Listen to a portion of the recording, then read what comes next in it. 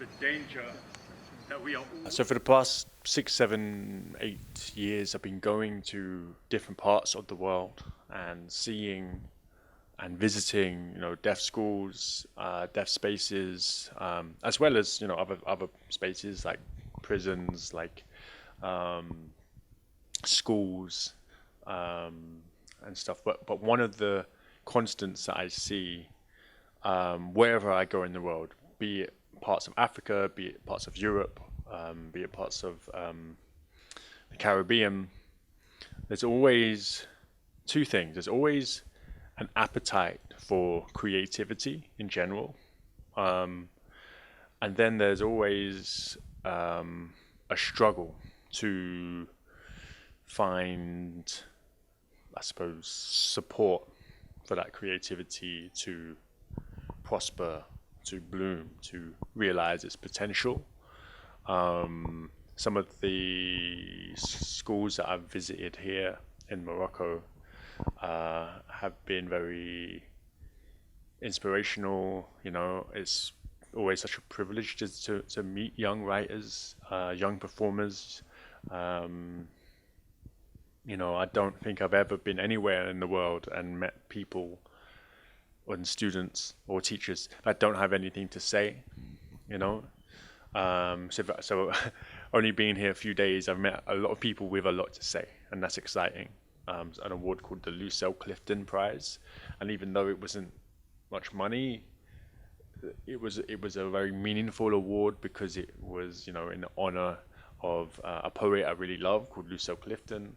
But also more than that, it was about being awarded it for not just writing and literature, but also for activism and seeking, social justice um, in the humanities. So having that side of my work acknowledged as well was really meaningful. Something I've seen here in Morocco, particularly in a school I visited yesterday in Meknes, I saw a strong uh, inspirational community of deaf teachers, of young deaf people, and I saw that lessons that were deaf led. Um, I saw passion in the teaching.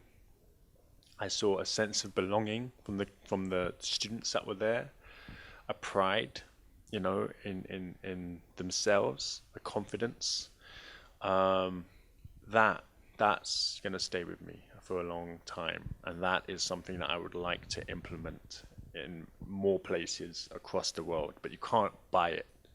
You can't buy this kind of thing, to have real vision and spirit and passion.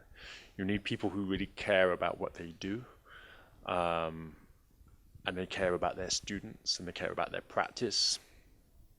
Um, so that's something I'm trying to create, bring about, be part of. I'm going to read two poems from my first book, called The Perseverance. The book itself is about language, about family, about communication, about memory, about loss.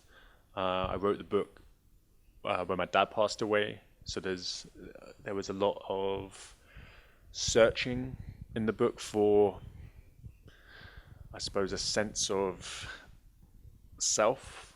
Um, After losing a parent as well, it can be painful but also disorientating. Like, who are you in the world without this person who, you'll probably never love in the same way, anyone like your own parent in some way. So yeah, I'll be sharing a bit of that, and yeah, the whole book has 29 poems in it, but I'll only be reading two tonight.